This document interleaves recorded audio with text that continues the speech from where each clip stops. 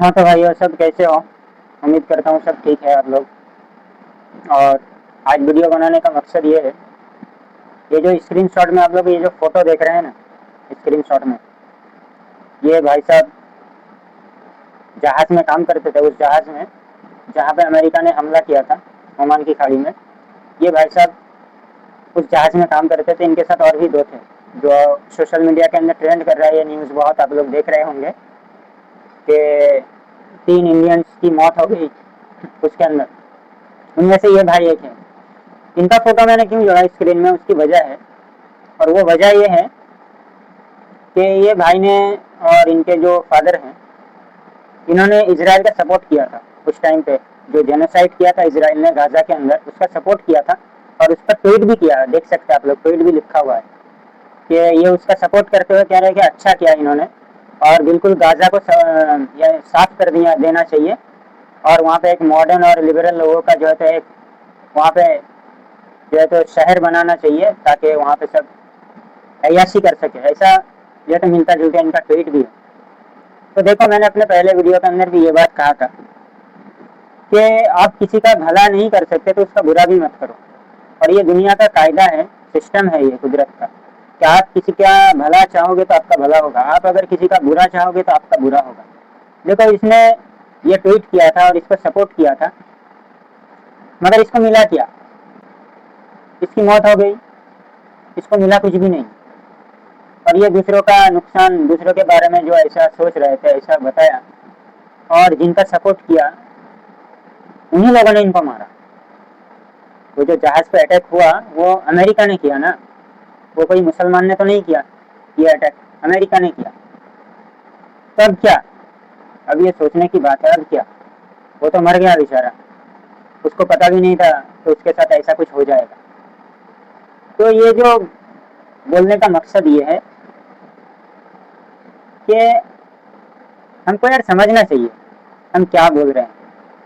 बस कुछ भी उठ के बोल दिया, ऐसा थोड़ी चलता है भाई। कि हमको दिमाग दिया है, हम जरा सोचे क्या बोल रहे हैं हम लोग, किसके बारे में बोल रहे हैं। उसके बारे में बोल रहे हैं जो हम इंडियंस के ऊपर तरह तरह के सैंक्शंस लगा रहे हैं। कभी बोलता है तुमको ऑयल नहीं खरीदना रशिया से, कभी बोल रहा है ईरान से नहीं खरीदना, कभी बोलता है गैस नहीं लेना, कभी बोलता है हम तुम्हारे ऊपर 50% टैरिफ लगाएंगे, कभी बोलता है 100% टैरिफ लगाएंगे। ऐसे ऐसे जो है तो रिस्ट्रिक्शन लगा रहे हैं हमारे ऊपर। और वो जो बोले वो हमारे देश के जो हुक्मरान है वो भी मान रहे हैं उसको। ये क्या बात है कि हम किसकी बात पर चलेंगे? हमारा देश जो है तो बोला जा रहा है कि हमारा देश दुनिया की तीसरी बड़ी जीडीपी है हमारी देश की, और जापान को भी पीछे कर दिया हमारे देश ने। वो देश है हमारा, ऐसा बोला जा रहा है। बाकी आप लोग समझदार है, आप लोगों को पता है कि हमारा देश कितना आगे चला गया है। इतना आगे चला गया है, इतना आगे चला गया है कि रोड पे बाहर घर से निकलते हैं तो रोड पे सबसे पहले हमारे को बड़े बड़े खड्डे दिखते हैं। हाँ, बड़े बड़े खड्डे दिखेंगे।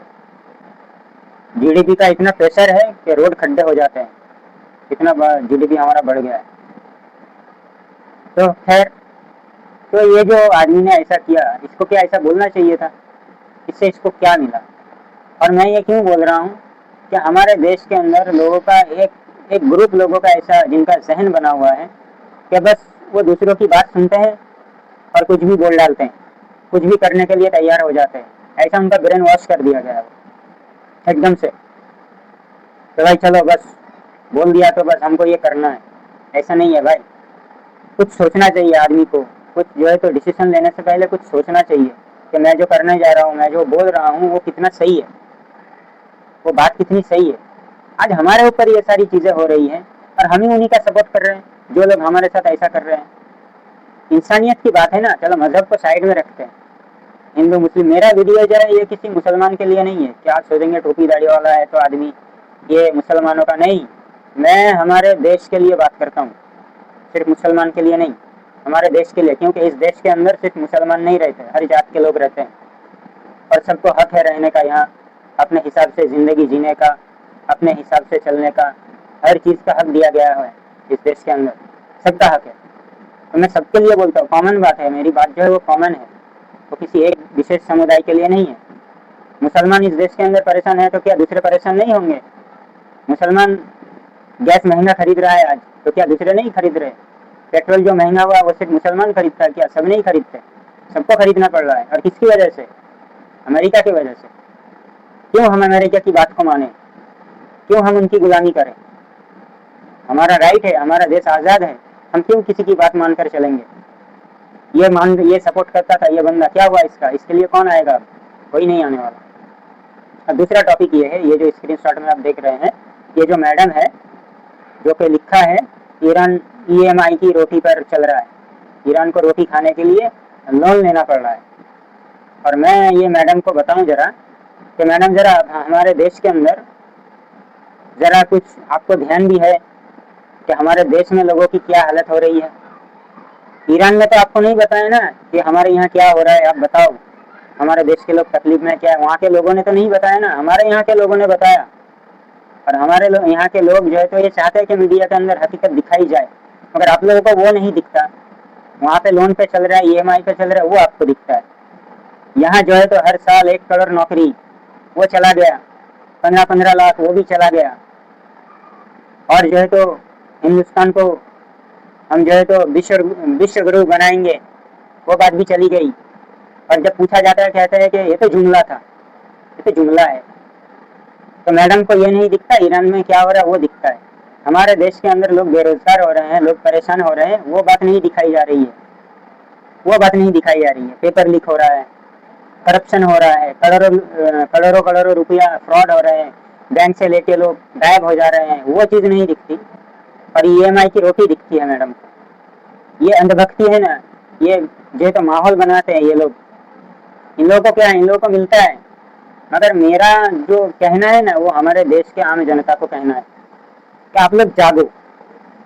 हम इंडियंस को जागने की जरूरत है, हम भारतीयों को जागने की जरूरत है भाई। ये कुछ भी बोलेंगे हम मान लेंगे। अभी मैं आपको बोला आपका कान तो कौवा लेके चला गया, आप कौवे के पीछे भागेंगे तो पहले अपना कान पकड़ के देखेंगे, हाँ भाई कान है। कोई कुछ भी बस आके बोल दिया और बस नारा लगाना शुरू, और पता नहीं क्या क्या करना शुरू कर देते हैं हम लोग। ये क्या बात है?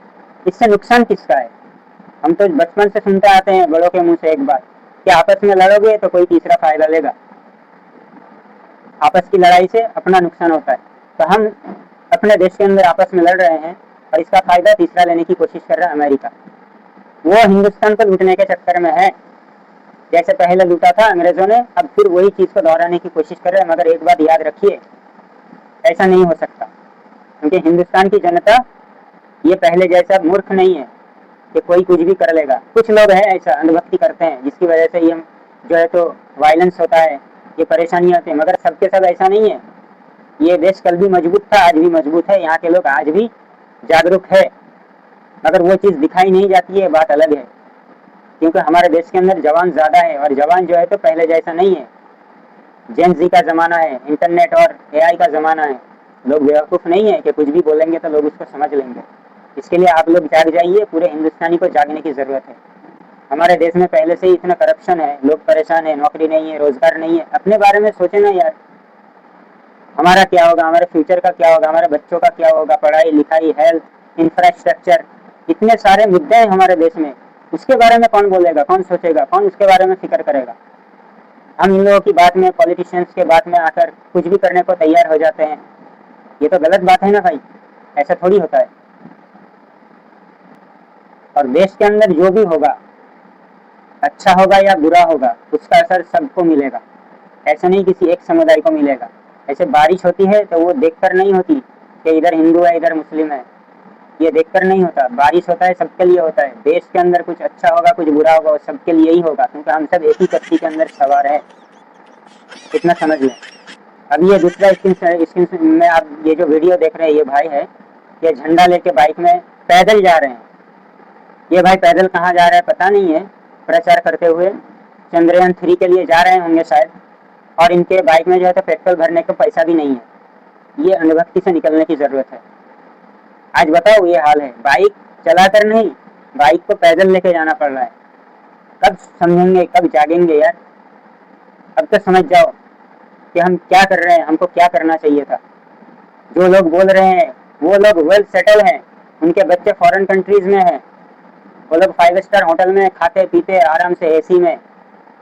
और कितने लोग ऐसे हैं बेचारे जिनके घर में लाइट तक नहीं है, अभी भी पंखे पे भी उनका गुजारा नहीं हो रहा है, और वो लोग निकल पड़ते हैं नारा देते हुए। अंधभक्ति अच्छी बात नहीं है। हमको समझ बूझ दी है ऊपर वाले ने, हमको उस हिसाब से चलना चाहिए, वरना नुकसान हम अपना खुद कर रहे हैं। हम अगर ये करते रहेंगे ना तो हमारे बाद वाले जो आने वाले हैं ना, हमारी औलादें, वो भी यही चीज़ सीखेंगे। और बाहर कंट्री के जो बच्चे हैं ना, वो 16-16, 17-17 साल की उम्र के अंदर जो है तो ऐप बनाना, सॉफ्टवेयर बनाना और कंप्यूटर का मास्टर बन रहे हैं, साइंटिस्ट बन रहे हैं, डॉक्टर बन रहे हैं, इंजीनियर बन रहे हैं। और हमारे देश के बच्चे जो है तो नारेबाज बन रहे हैं। नारा लगाओ, नारेबाज बनाया जा रहा है, अंधभक्त बनाया जा रहा है, ब्रेन को वश किया जा रहा है। हमको जानबूझ के हमको एजुकेशन से पीछे किया जा रहा है, जानबूझ के हमको गरीब रखने की साजिश की जा रही है ताकि हम लोग ये सब काम करें। हमको इन सब चीज़ों से बाहर निकलने की ज़रूरत है। हमको अपने काम धंधे में फोकस करना चाहिए, हमको अपने फैमिली के बारे में सोचना चाहिए। अभी 2022 का ये वाकया है, सोशल मीडिया के अंदर आया अभी 3 दिन पहले कि एमपी के अंदर जो एमपी का हाई कोर्ट है, उन्होंने 14 आदमी को उम्र कैद की सज़ा सुनाई। सब के सब जवान है। जो 3 मुसलमान का लिंच किया था इन लोगों ने, उसके अंदर एक मुसलमान मर गया 2022 में। अमरावती के लोग थे, महाराष्ट्र से, वो लोग गाय लेने आए थे, वो लोग गाय के व्यापारी थे। गो तस्करी के नाम पर उनको मारा गया और उनमें से एक मर गया। मैं इसलिए नहीं बोल रहा हूँ कि मैं मुसलमान हूँ, मैं इसके लिए बोल रहा हूँ, मैं इस देश का एक नागरिक हूँ और इस देश के नागरिक होने के नाते ये फर्ज है मेरा कि मैं ये बात को बताऊँ। जो मेरा वीडियो देख रहे हैं वो भी इस बात को समझे और दूसरों को समझाए कि वो जो 14 आदमी को उम्र कैद की सजा हुई, जिसके बाद पर उन्होंने ये हरकत की थी, अब बताओ उनका क्या, उनके साथ क्या होगा, उनके फैमिली का क्या होगा। सब के सब मजदूर थे, कोई करोड़पति नहीं, कोई बड़े बिजनेसमैन का बेटा नहीं, कोई किसी पॉलिटिशियंस का बेटा नहीं है, कोई अडानी अंबानी ऐसों का बेटा नहीं है। इसमें सब के सब दिन दिहाड़ी काम करने वाले लोग, इनका इस्तेमाल किया जाता है और ये अपना भी नुकसान करते हैं, दूसरे का भी नुकसान करते हैं। और क्यों करते हैं? क्योंकि अंधभक्ति करते हैं। अब बताओ ये अंधभक्ति आपको फायदा पहुंचाया कि नुकसान पहुंचाया? आप खुद सोचो ना यार, किसका नुकसान कर रहे हो आप लोग? इतना भी सेंस नहीं है हमारे अंदर कि कोई कुछ भी बोलेगा हम उसको कर लेंगे। नुकसान किसका होता है ये तो सोचो। गलती लम्हे की होती है और पछतावा जिंदगी भर का होता है। चंद लम्हों की गलती थी, अब उम्र कैद। अब सोचो क्या होगा उनका, ये समझने की जरूरत है हमको। इसके लिए मेरे भाइयों दोस्तों, हम जागे, हमको जागने की जरूरत है, समझने की जरूरत है। इन सब लफड़ों में झगड़ों में नहीं पड़े, अपने आप को नहीं डाले इसमें, बल्कि हम मिलकर आपस में इस देश को आगे ले जाने के लिए फिक्र करें, मेहनत करें, कोशिश करें, अपने काम धंधे में ध्यान दें, अपने बच्चों की पढ़ाई लिखाई में ध्यान दें, ताकि ये देश हमारा तरक्की करे, आगे बढ़े। मेरा बस इतना ही मैसेज देना था सबको। मैं कोई ज्ञान देने तो यहाँ आया नहीं हूँ, मैं बस अपनी एक बात जो इस देश का नागरिक होने के नाते मुझे लगा कि ये बात पहुँचनी चाहिए। ऐसे बहुत से लोग पहुँचा भी रहे हैं, ऐसा नहीं कि मैं अकेला हूँ। इस फील्ड के अंदर बहुत सारे लोग हैं जो अपने अपने तरीके से बात को पहुँचा रहे हैं, और ये अवेयरनेस सबके अंदर आना चाहिए, जागरूकता सबके अंदर आना चाहिए। इसके लिए मेरा ये वीडियो बनाने का मकसद है। ठीक है, सब मिलके रहिए और खुश रहिए, अपना ख्याल रखिए और ऐसे फालतू चीज़ों से अपने आप को बचाइए। मिलेंगे फिर। जय हिंद, खुदा हाफिज़।